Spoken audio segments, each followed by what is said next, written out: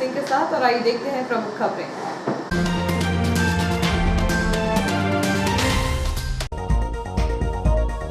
IG Deepika Suri ने छात्र छात्राओं को दी पास्को एक्ट एवं यातायात नियमों की जानकारी। धड़ल्ले से हो रहा अवैध रेत का परिवहन, महंगे दाम में खरीदने को मजबूर जरूरतमंद। जिला शिक्षा अधिकारी का फरमान, स्कूल संचालकों की फजीहत, फीस नहीं मिल रही तो अंशदान कहां से लाएं। रैन बसेरा के बाथरूम एवं शौचालय के टूटे पड़े हैं दरवाजे, गुजारा करने आए हुए लोग परेशान। और सड़क हादसे में पति पत्नी की मौत, दादी पोती गंभीर घायल, चल रहा उपचार। अब खबरें विस्तार से। शासकीय महाविद्यालय सुक्तवा में विश्व बैंक परियोजना मध्य प्रदेश शासन उच्च शिक्षा विभाग की गुणवत्ता उन्नयन एवं क्वालिटी लर्निंग सेंटर के अंतर्गत आत्मरक्षा प्रशिक्षण, कानून व्यवस्था एवं पुलिस कार्य प्रणाली के विषय पर 1 दिवसीय व्याख्यान का आयोजन महाविद्यालय के प्रांगण में आयोजित किया गया। इस अवसर पर मुख्य अतिथि होशंगाबाद जोन की पुलिस महानिरीक्षक दीपिका सूरी IPS उपस्थित रही। कार्यक्रम की अध्यक्षता महाविद्यालय के प्राचार्य डॉक्टर LN पारसर ने की। कार्यक्रम की शुरुआत मां सरस्वती के चित्र पर माल्यार्पण कर एवं वंदना उपरांत विधिवत रूप से प्रारंभ किया गया। कार्यक्रम के प्रारंभ में महाविद्यालय के प्राचार्य श्री पारसर ने महाविद्यालय की प्रगति से मंच को अवगत कराया। प्राचार्य श्री पारसर ने मध्य प्रदेश शासन उच्च शिक्षा विभाग की विश्व बैंक परियोजना के उद्देश्य से अवगत कराते हुए कहा कि विश्व बैंक परियोजना छात्र छात्राओं के भविष्य को सुरक्षित करने एवं उनके आने वाले भविष्य को कैसा संवारा जाए, इस विषय में यह कार्यशाला आयोजित करने का उद्देश्य है। महाविद्यालय में मुख्य वक्ता होशंगाबाद पुलिस महानिरीक्षक दीपिका सूरी ने आजकल के समाज में महिलाओं बालिकाओं की स्थिति के बारे में अवगत कराया। उन्होंने सर्वप्रथम अपने जीवन की शुरुआत में हुई परेशानियों से कैसे उन्होंने सामना किया और 1999 बैच की IPS होने का गौरव प्राप्त किया के बारे में बताया। उन्होंने आजकल समाज में हो रहे महिलाओं के प्रति भेदभाव एवं आम जन जीवन में लोगों की सोच जो महिलाओं के प्रति हो रही है उससे समस्त मंच को अवगत कराया। पुलिस महानिरीक्षक दीपक सूरी ने अपने व्याख्यान के दौरान छात्राओं और छात्रों को 2012 में बनाया हुआ नया पास्को एक्ट के बारे में जानकारी दी। समाज में लड़कियों के प्रति फैल रही भ्रांतियों को दूर करने के लिए स्वयं को शिक्षित करने एवं समाज में इस प्रकार के परिवर्तनों का सामना किस प्रकार से किया जाए इसके बारे में विस्तृत व्याख्यान दिया। इसके साथ ही उन्होंने ट्रैफिक रूल्स के बारे में जानकारी देते हुए बताया कि पहला अधिकार हाईवे पर चलने वाले बड़े वाहनों का होता है, बाद में उसमें छोटे और हल्के वाहनों का क्रम आता है। जो मौतें हो रही है उसकी जिम्मेदारी लापरवाह व्यक्तियों की है। कार्यक्रम की समाप्ति के पूर्व महाविद्यालय के होनहार छात्र एवं छात्राओं को जिन्होंने संभाग स्तरीय विभिन्न प्रतियोगिता में भाग लेकर महाविद्यालय का नाम रोशन किया है, उन्हें पुरस्कृत भी किया गया। इस दौरान सुनिधि तिवारी, प्रताप टेकाम, खुशबू मालवीय, संजना कहार को पुरस्कृत किया गया। इस दौरान पुलिस महानिरीक्षक दीपक सूरी को महाविद्यालय की ओर से एक स्मृति चिन्ह भेंट किया गया। महाविद्यालय के विश्व बैंक परियोजना प्रभारी शरद राय, कार्यक्रम सचिव डॉक्टर सौरभ तिवारी, कार्यक्रम समन्वयक डॉक्टर मंजू मालवीय, संयोजक राधा आशीष पांडे, क्रीड़ा अधिकारी एवं समस्त महाविद्यालय स्टाफ एवं छात्र छात्राएं उपस्थित रहे। आभार डॉक्टर मंजू मालवीय ने व्यक्त किया। नहीं, मैंने जैसे आज यहाँ पे देखा और पूछा तो काफ़ी लोग, मतलब अधिकांश लोग मैंने वो देखे बच्चे जो यहाँ पे पहली जनरेशन में पढ़ने वाले हैं, जिनके माँ बाप भी नहीं पढ़े हुए हैं, और वो सिर्फ ये नहीं कि 5वीं 10वीं में रह गए, यहाँ भी इतने लंबे जर्नी करके आज यहाँ पे इस महाविद्यालय में खड़े हैं। ये बहुत ही अच्छी बात है एंड मुझे पूरा विश्वास है कि यहाँ के बच्चे बहुत अच्छा करेंगे। जैसे मैं अपने एक दोस्त की बात बताती हूँ। जैसे मैं पुलिस में हूँ, वो भी उसी बैच में, जैसे मैं 99 बैच की हूँ, उसका नाम विजयन है, वो है केरला में। जब वो बचपन में वो कंस्ट्रक्शन वर्कर था, मतलब जहाँ पे जैसे काम हो रहा होता था वहाँ पे काम करता था। फिर जब वो 10th में आया उसने पढ़ाई छोड़ी, वहीं पे जो शाम को स्कूल लगता था वहाँ पढ़ता था। फिर उसने कहा आगे क्या पढ़ना, उसने छोड़ी। फिर उसने कोई आया उसके पास, उन्होंने कहा नहीं तुम बच्चे हो, तुम्हें पढ़ाई शुरू करनी चाहिए। उसने पढ़ाई शुरू की, फिर उसने आगे 12th तक फिर छोड़ी, फिर उसको किसी ने प्रोत्साहित किया, वो फिर आगे बढ़ा। ऐसे करते करते वो पढ़ाई उसने अपनी कंप्लीट की और वो आज जो है बहुत अच्छा। तो किस प्रकार से हम लोग संभालें, मैनेज करेंगे, हम लोगों को नहीं पता है, या हम लोगों का एजुकेशन का, पढ़ाई का वह हिस्सा नहीं बनता है। तो वो भी बहुत ज़रूरी है कि हम खुद से भी सीखें कि किस प्रकार से जो भी विवाद हो, जो भी इशू हो, हो सकता है कुछ, अभी मैं कहती हूँ, और हर चीज़ ऐसा नहीं कि आदमी परफेक्ट बन जाता है, आज को परफेक्ट बन गया, वो पूरा प्रोसेस है। जैसे कि वेट है, मैं इतना अपने दिनों से सोच रही हूँ कि वेट घटाना है, कभी घटता है, कभी बढ़ता है, कभी घटता है, कभी बढ़ता है। तो उसी तरीके से ये भी जो कॉन्फ्लिक्ट है, कभी आप मैनेज कर पाओगे, वो कभी नहीं मैनेज कर पाओगे, बट आपको कोशिश करनी चाहिए कि बात पे चर्चा करो। जब कोई इशू है तो उस पर चर्चा करो, बात करो। वैसे तो हम लोगों को बहुत नियमित तरीके से रहना चाहिए, बट क्या कहते हैं, दिल कभी नहीं मानता। कभी कभी होता है, आपको लगता है ये इशू ठीक नहीं है, या आपको लगता है कि इस इशू में मेरी बात नहीं सुनी जा रही। मैं इसलिए भी बता रही हूँ क्योंकि कुछ चीज़ें जो पहले ज़रूरी नहीं समझी जाती थी, अब वो ज़रूरी समझी जाती है। जैसे मेंटल हेल्थ है ना, डिप्रेशन। बहुत सारे लोग अगर आसपास देखोगे, हमारे परिवार में आसपास ऐसे लोग होते हैं कि जो आपको लगता है कि वो किसी तरीके से कोई डिप्रेशन का शिकार है, जो पहले डिजीज नहीं मानी जाती थी बट अब मानी जाती है। तो कहीं कहीं आपको लगता है क्या उनको अपनी बात रखने का मौका नहीं मिला, कभी क्या उनको मतलब जो क्योंकि हर जगह में हम लोगों को कोशिश करनी चाहिए कि दूसरे लोगों को भी एम्पावर करें, उनको भी आवाज़ दें। तो ये सब इश्यूज भी, क्योंकि कॉन्फ्लिक्ट रेजोल्यूशन में या एक दूसरे से बातचीत करना, तो एक बार बातचीत होगी तो कोई हल निकलेगा, तो वो भी ज़रूरी है कि वो भी करें। फिर तो हम लोग ने सोचा कि कैसा गाना बनाए। जो पहले हमने गाने देखे उसमें हम लोग ने देखा क्या लिखा था पुलिस के बारे में। ये लिखा था कि मतलब जैसे शूरवीर नहीं होते हैं कि हमने ये बलिदान दिया, हमने अपना खून दिया, हमने अपना पसीना दिया, और उस प्रकार के गाने थे, या हम बिल्कुल ताकतवर हैं। बट हमने कहा जब हम लोग को मध्य प्रदेश पुलिस की छवि ढूंढनी है तो हम कैसी ढूंढें।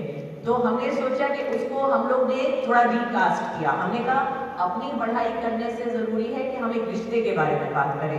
तो अगर आप किसी पुलिस वाले को फ़ोन करोगे तो उनके अभी आजकल गाना चलता है कि निर्बल की ताकत है हम, मध्य प्रदेश पुलिस से हम, क्योंकि हम लोग ने सोचा वो रिश्ते को एम्फसाइज करना कि हम लोग क्या करना चाहते हैं कि सत्य की विजय हो, और क्या कहते हैं भेद भाव नहीं हो, और क्या कहते हैं सबके लिए एक जगह हो। तो वो आशय जो है वो ढूंढना जरूरी है। एक सेकंड मुझे देना। तो हनन रहेगा, उसको कहेंगे भ्रूण हत्या, ठीक है, कि अभी लड़की पैदा ही नहीं हुई है, या क्या कहते हैं। तो इसीलिए कानून भी है जिससे ये देखा गया है कि जो भारत एक शायद ऐसा देश होगा जिसमें कि हम लोगों को ये नहीं पता चलता अल्ट्रासोनोग्राफी के टाइम कि हमारा जो है लड़का होने वाला है या लड़की होने वाला है, क्योंकि ये माना जाता है कि अगर लड़की पता चलेगा तो भ्रूण हत्या हो जाएगी। तो एक जो इशू शुरू का रहता है वो है, ये एक मेजर क्राइम है। दूसरा मैं सिर्फ नहीं कहूँगी कि महिलाओं, एक हमारा नया कानून है वो 2012 में आया है, उसको कहते हैं पॉक्सो, ठीक है, prevention of sexual offences act. तो उसमें क्या है कि आप लोगों का उसमें जरूरी नहीं है कि सिर्फ लड़कियां ही विक्टिम हो, उसमें बच्चे भी होते हैं, ठीक है, मतलब जितने भी 18 साल के बच्चे, क्योंकि हम लोग ये भी केसेस देखते हैं कि लड़के हैं, छोटे हैं, 6 साल के, 4 साल के, 5 साल के। अगर मुझे याद है सत्यमेव जयते में एक बार एक लड़की का वर्जन आया था जो उसने बोला था कि उसी का एक रिश्तेदार था जो उसको कितने दिनों से तंग कर रहा था, कितने सालों से तंग करता था, और उसने कहा वो सब एक ही चीज से स्टॉप हुआ एक दिन, क्योंकि उसके अंदर कॉन्फिडेंस नहीं था कि वो बोले ये उसने ही अपने ही लोगों ने बनाए हैं। तो ये बात ऑफिस में जैसे ऐसे नहीं होते तो कहते अरे मैडम फिर लोगों की शादी कैसे होगी, अगर क्या कहते छेड़छाड़ नहीं होगी तो कॉलेज में रोमांस ही कैसा चलेगा। बट ये समझना कि ये अपराध से कितना दहशत होती है, ठीक है, जैसे कि एक तो ये कानून में अपराध है ही है, बट कितनी लड़कियों की, अब हम लोग ने ये कहानियां सुनी जिसमें लड़कियों ने बोला कि हम लोग का जब हमने घर में बताया कि हमारे साथ छेड़छाड़ होगी तो पेरेंट्स ने कहा नहीं तुम्हें जाने की जरूरत नहीं, अब शादी कर देते हैं, ठीक है, मतलब उनका ये रिस्पॉन्स रहा। कितनी सारी स्टोरी सिर्फ यहाँ की नहीं, देश विदेश की, जहाँ पे जब महिला अकेले चल रही है तो उसको डर लगता है। तो ये सिर्फ क्राइम होने की बात नहीं है, बट ये वो दहशत की बात है कि उसको सेफ्टी, वो ये सुदृढ़ होकर के निकल सके और बोले कि हाँ मैं बाहर जा रही हूँ, अभी 9 बजे बोले कि मैं बाहर जा रही हूँ, ये लेकर के आपको सामान, तो कितनी जगह ले सकती है, नहीं ले सकती, कितनी जगह कर सकती है। और इसमें ये लड़की नहीं, ये समाज पूरे की जिम्मेदारी, यहाँ लड़के लड़की सब बैठे हुए हैं, ये सबकी जिम्मेदारी है, क्या कहते हैं, एक सेफ समाज करना। है ना। मतलब ये सिर्फ एक लड़की की व्यक्तिगत सेफ्टी जो है वो समाज की जिम्मेदारी है, एक लड़की अकेली की जिम्मेदारी नहीं है, वो भी समझना बहुत जरूरी है, ठीक है। तो और विक्टिम को क्या सहारा देना, सबल देना। हम लोग के साथ पुलिस में कभी कभी क्या रहता है, हम दूसरे की कहानी को नहीं बिलीव करते। वो कहते हैं हम इधर जा रहे थे तो हमको क्या कहते हैं, जैसे चोरी हो गई, अच्छा तो तुमने क्या किया था, तुमने दरवाजा बंद किया था कि नहीं, खिड़की की थी कि नहीं, भैया उसके घर में चोरी होगी, केस क्यों रजिस्टर करो, अभी इतना उसको बताने की क्या जरूरत है ना। मतलब कभी कभी दूसरे आदमी की के वर्जन। रेत ठेकेदार एवं प्रशासन के बीच चल रहा शीत युद्ध हाईकोर्ट में लंबित है, जिसका पूरा फायदा रेत माफिया उठा रहे हैं। रात के अंधेरे में प्रतिदिन आधा सैकड़ा रेत से भरी ट्रॉली इटारसी आती है और रातों रात खाली होकर लौट जाती है। इस दिशा में खनिज विभाग ने पूरी तरह से आंखों पर पट्टी बांध रखी है। होशंगाबाद जिले में खनिज का अपार भंडार है। मां नर्मदा तवा के साथ साथ आसपास की नदियों में रेत लबालब भरी है, जिसके चलते रेत माफिया जिले भर के साथ इटारसी में भी सक्रिय है। यही कारण है कि माफियाओं के दलाल दिन में रेत का सौदा कर स्पॉट देख लेते हैं और रात 11 बजे से सुबह 6 बजे तक पूरे शहर में अवैध रेत पहुंचा रहे हैं, जिसको रोकने टोकने वाला कोई नहीं है। भयानक ठंड में प्रशासन भी सुस्त पड़ा हुआ है। शहर में निर्माण कार्यस्थलों पर देखा जा रहा है कि सुबह ट्रॉली से रेत के ढेर लगे होते हैं। आखिर जब रेत खदान बंद है तो शहर में प्रतिदिन आधा सैकड़ा से अधिक रेत आ कहां से रही है। बताया जा रहा है कि रेत का ठेका एक निजी कंपनी को मिला था। मामला नियम शर्तों में उलझकर हाईकोर्ट के दरवाजे तक पहुंच गया। 28 जनवरी को सुनवाई होनी थी, जो मामला आगे बढ़ गया। अवैध रूप से रेत की चोरी होने के कारण वैध ठेकेदारों को प्रतिदिन लाखों का चूना लग रहा है। रेत का खेल जब हाईकोर्ट में चल रहा है, उसके बावजूद रात दिन अवैध रूप से रेत परिवहन हो रही है। मामले की जानकारी खनिज विभाग को होना ही चाहिए, परंतु खनिज विभाग ने मानो अपनी आंखों पर पट्टी बांधकर रेत माफियाओं को खुली छूट दे रखी है, जबकि रेत के अवैध परिवहन के मामले में पुलिस की कार्यप्रणाली पर भी सवाल खड़े हुए हैं। आरोपों से पुलिस के साथ खनिज विभाग भी गंभीर आरोपों से घिरा हुआ है। अपराधियों का एक बड़ा गिरोह है जो अपनी दबंगता के चलते अवैध रेत परिवहन से जुड़ा है। इसकी दबंगता पूर्व में अनेक बार सामने आई, जब इन्होंने प्रशासन के अधिकारियों के साथ ठेकेदार के कर्मचारियों के साथ बड़ी वारदात को अंजाम दिया है। लगता है इन अपराधियों की ऊपर तक पहुंच है, तभी तो इनके हौसले इतने बुलंद है। जिन मकानों के निर्माण कार्य आधे अधूरे पड़े हैं, उन्हें मजबूरी में 4 से 5 हजार रुपए तक की महंगी रेत खरीदना पड़ रही है। वहीं अनेक शासकीय कार्यों में अवैध रेत का उपयोग किया जा रहा है। जिला शिक्षा अधिकारी द्वारा शासकीय एवं प्रशासकीय उच्चतर माध्यमिक विद्यालयों के समस्त प्राचार्यों को लगभग 10 दिनों पूर्व एक आधिकारिक पत्र लिखते हुए 1 सप्ताह के अंदर क्रीड़ा अंशदान राशि जमा करने का फरमान जारी कर दिया है। जबकि इन दिनों स्कूल संचालकों की कोरोना काल के दौरान हुई फजीहत किसी से छुपी नहीं है। कोरोना काल में स्कूल पूरी तरह बंद थे और बच्चों को ऑनलाइन शिक्षा दी जा रही थी। बावजूद इसकी बड़ी संख्या में विद्यार्थियों द्वारा लगभग 3 वर्षों से स्कूल फीस जमा नहीं की गई। एक और तो जहां स्कूल में पढ़ने वाले छात्रों एवं उनके अभिभावकों ने 3-3 वर्षों से अपनी पूरी फीस जमा नहीं की है और ऊपर से आए दिनों स्कूल संचालकों की झूठी सच्ची शिकायतें फीस से संबंधित अभिभावकों द्वारा की जा रही हैं, जिसके चलते स्कूलों की माली हालत खराब हो रखी है। कई स्कूल संचालक भारी कर्जदार बन गए हैं तो अनेक स्कूलों में ताले लगने की नौबत तक आ गई है। बावजूद इसके जिला शिक्षा अधिकारी द्वारा कोरोना काल के दौरान जब स्कूलों में ताले लटके थे, उस दौरान की क्रीड़ा अंशदान की राशि जमा करने के लिए दबाव बनाते हुए सख्त कार्रवाई की बात पत्र में कह रहे हैं, जिसे लेकर स्कूल संचालकों में रोष व्याप्त है। जिला शिक्षा अधिकारी कार्यालय द्वारा प्राचार्यों को लिखे गए पत्र में कहा गया है कि पूर्व में आपको क्रीड़ा अंशदान की राशि 1 सप्ताह में जमा करने के निर्देश दिए गए थे, लेकिन बार बार लिखे जाने के उपरांत भी विगत कई वर्षों से वर्तमान दिनांक तक जिला शिक्षा अधिकारी कार्यालय में क्रीड़ा अंशदान राशि जमा नहीं की गई है। संयुक्त संचालक लोक शिक्षण नर्मदापुरम संभाग जिन स्कूलों ने क्रीड़ा शुल्क अंशदान जमा नहीं की है, उनके प्रति पत्र क्रमांक 3310, 3595 एवं 203 द्वारा नाराजगी व्यक्त करते हुए निर्देशित किया गया है कि जिन स्कूलों ने अंशदान की राशि जमा नहीं की है, उन विद्यालयों से तत्काल अंशदान की राशि प्राप्त करें, अन्यथा की स्थिति में संबंधित विद्यालयों को कारण बताओ सूचना पत्र जारी कर नियमानुसार कार्यवाही के निर्देश दिए गए हैं। जिला शिक्षा अधिकारी ने सभी प्राचार्यों को पत्र लिखते हुए कहा कि 1 सप्ताह में क्रीड़ा अंशदान राशि जमा करने की हिदायत देते हुए इस कार्य में किसी भी प्रकार की शिथिलता न बरतने की चेतावनी देते हुए सर्वोच्च प्राथमिकता के आधार पर क्रीड़ा शुल्क जमा करने के निर्देश दिए हैं। ज्ञात रहे कि कक्षा 9वीं एवं 10वीं के लिए 33 रुपये प्रति छात्र एवं कक्षा 11वीं एवं 12वीं के लिए 55 रुपये प्रति छात्र के हिसाब से क्रीड़ा शुल्क स्कूल प्राचार्यों को बैंक ड्राफ्ट के माध्यम से जमा कराना होता है। क्रीड़ा अंशदान से मिलने वाली राशि का 40% जिला एवं 15% संभाग को जाता है। कुल राशि 55% होती है। गणतंत्र दिवस के अवसर पर इटारसी शासकीय चिकित्सालय में कोविड-19 एवं वैक्सीनेशन के दौरान समाज सेवी संजय मेहानी को उनके द्वारा की गई उत्कृष्ट सेवा के लिए स्मृति चिन्ह देकर मध्य प्रदेश रक्तदान सेवा ग्रुप द्वारा सम्मानित किया गया।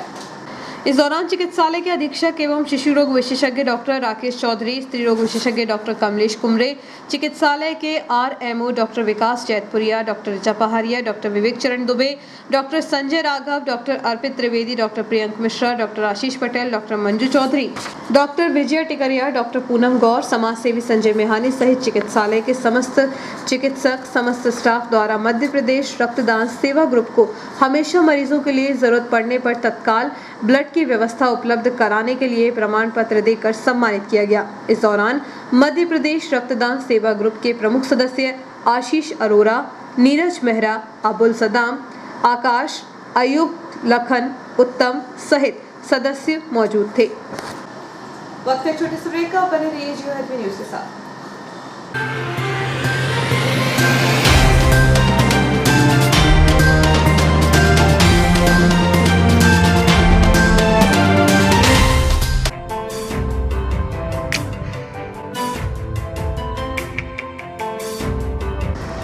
Balaji traders and supplier cement, गिट्टी, रेत, लोहा, ईंट के थोक एवं फुटकर विक्रेता। हमारे यहाँ भवन निर्माण से संबंधित सभी सामग्रियों का विक्रय किया जाता है एवं सभी कंपनियों के सामान उपलब्ध हैं। यहाँ पर बारदाने भी बेचे जाते हैं। हमारे यहाँ 4 व्हीलर वाहन भी AC, नॉन AC उपलब्ध हैं। ट्रैक्टर ट्रॉली भी किराए पर दिए जाते हैं। हमारा पता है कृषि उपज मंडी के पास national highway Kheda Itarsi. Proprietor Rajendra Chaure, Raju भाई। Mobile number 70473 34491 7400567111। अल्ट्राटेक सीमेंट के लिए संपर्क करें Patel sales agency, new market, nearby SBI bank, old Itarsi. Hemant Kumar Patel. Mobile number 98273 3002। पुरानी कार पूरा विश्वास, Khatu Shri multi brand use car showroom Hoshangabad. पुरानी कार खरीदने एवं बेचने का एकमात्र विश्वसनीय प्रतिष्ठान खाटू श्री। बेचें अपनी पुरानी कार और पाएं पेमेंट, वह भी हाथों हाथ। आसान फाइनेंस सुविधा, कम कागजी कार्यवाही, नाम ट्रांसफर की पूर्ण जवाबदारी, स्पोर्ट फाइनेंस, स्पॉट डिलीवरी की सुविधा। बदले अपनी पुरानी कार को हमारी टॉप कंडीशन कार से, वह भी बिना डाउन पेमेंट के। तो एक बार अवश्य आए Khatu Shri multi brand use car showroom, Geeta Bhawan के बाजू में, रसूलिया, होशंगाबाद। Mobile number 70495 55666 82250 71715। आपका विश्वसनीय चंचल ज्वेलर्स अब नए शोरूम में गोल्ड प्लेटेड आभूषणों एवं नए डायमंड ज्वेलरी के साथ 1 ग्राम और 2 ग्राम वाली सोने की 4 चूड़ियां एवं कंगन, 1 ग्राम और 2 ग्राम वाला सोने का मंगलसूत्र, हार, करदोहना, चैन, झुमके, बाजूबंद और सभी प्रकार के गहने, डायमंड सेट एवं एंटिक ज्वेलरी और फैंसी ज्वेलरी का अनुपम संग्रह।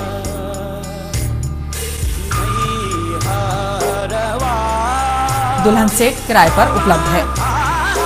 1 ग्राम और 2 ग्राम की हर खरीदी पर निश्चित उपहार पाएं। 1 ग्राम ज्वेलरी मात्र 2000 रुपए में, 2 ग्राम ज्वेलरी मात्र 4000 रुपए में, 3 ग्राम ज्वेलरी मात्र 6000 रुपए में, 4 ग्राम ज्वेलरी 8000 रुपए में, 5 ग्राम ज्वेलरी मात्र 10000 रुपए में। हमारा नवीन पता है चंचल jewellers, Guru Nanak complex, Bharat talkies road, Itarsi.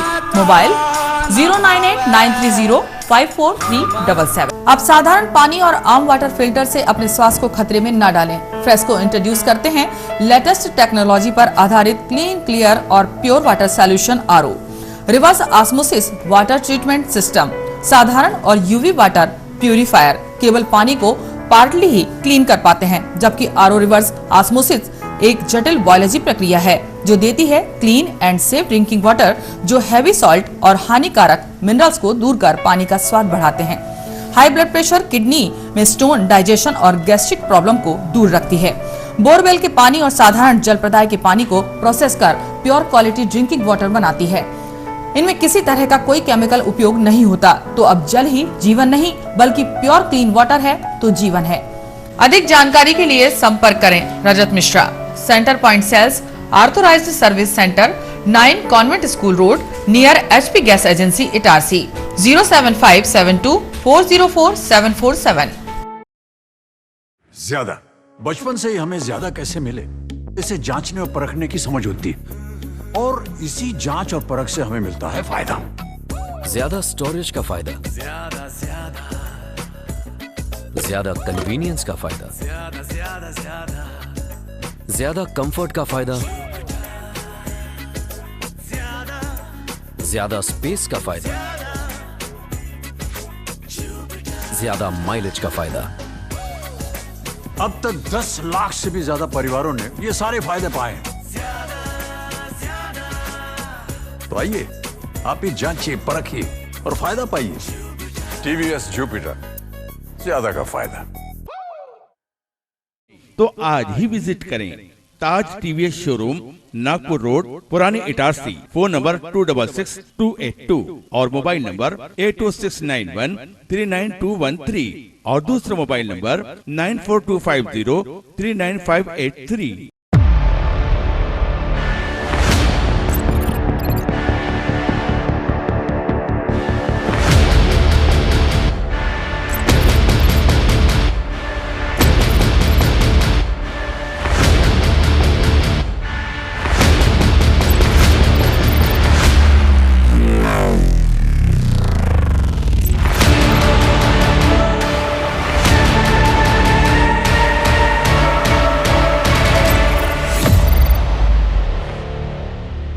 तो आज ही विजिट करें ताज TVS शोरूम, नागपुर रोड, पुरानी इटारसी। फोन नंबर 266282 और मोबाइल नंबर 8269139213 और दूसरा mobile number 9425039583।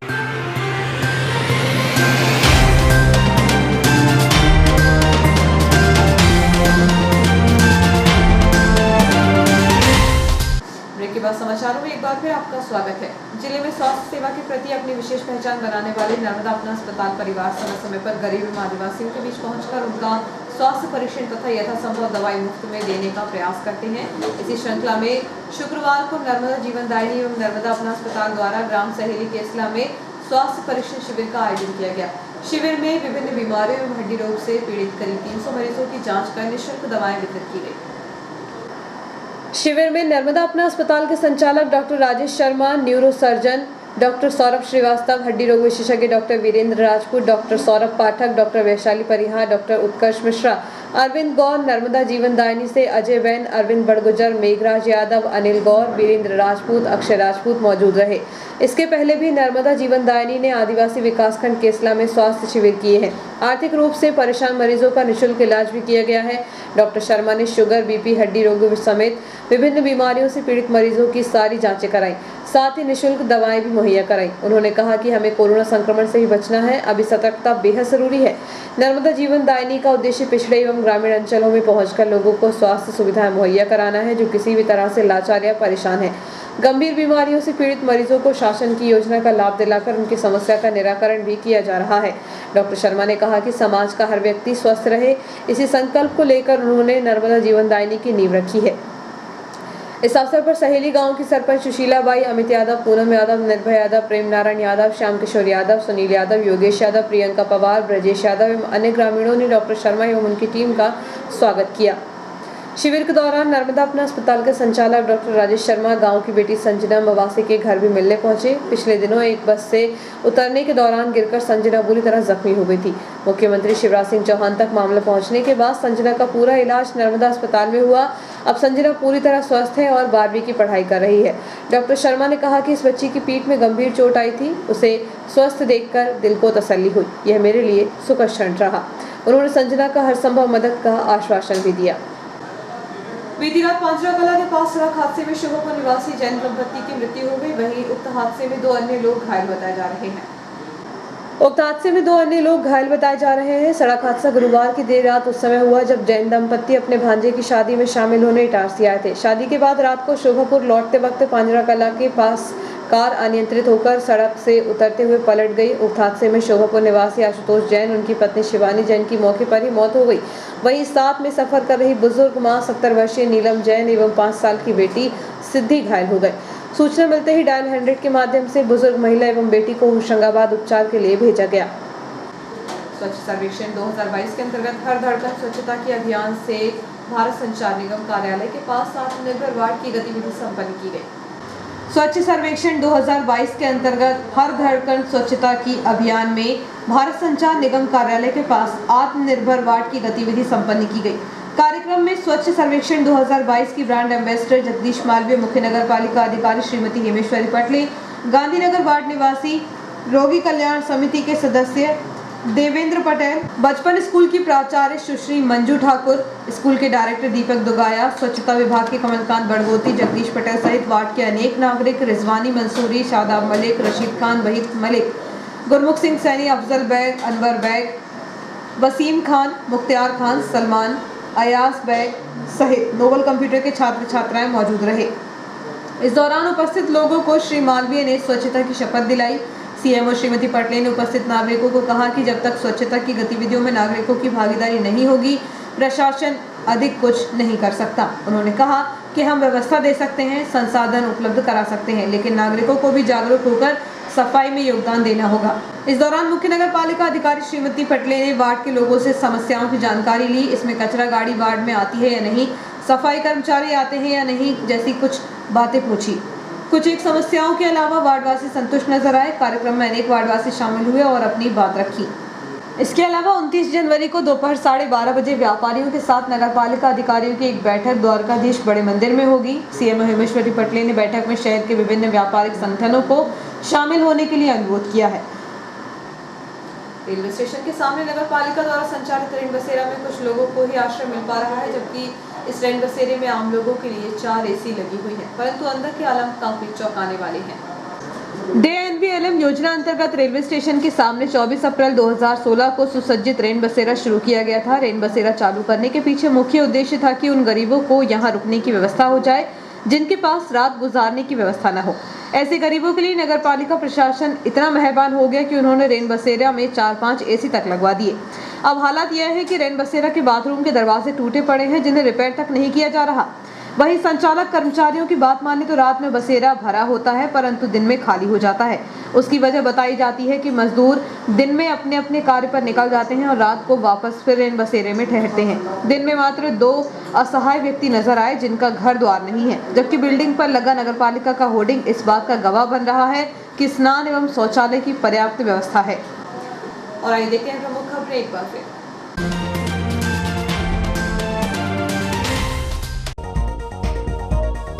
IG Deepika Suri ने छात्र छात्राओं को दी पास्को एक्ट एवं यातायात नियमों की जानकारी।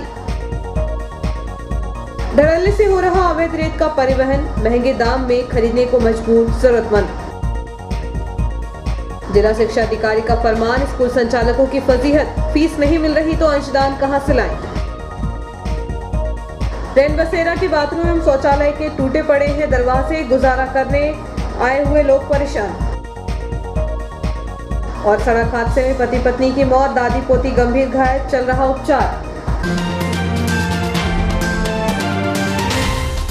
इस बुलेटिन में इतना ही, आगे दीजिए, नमस्कार।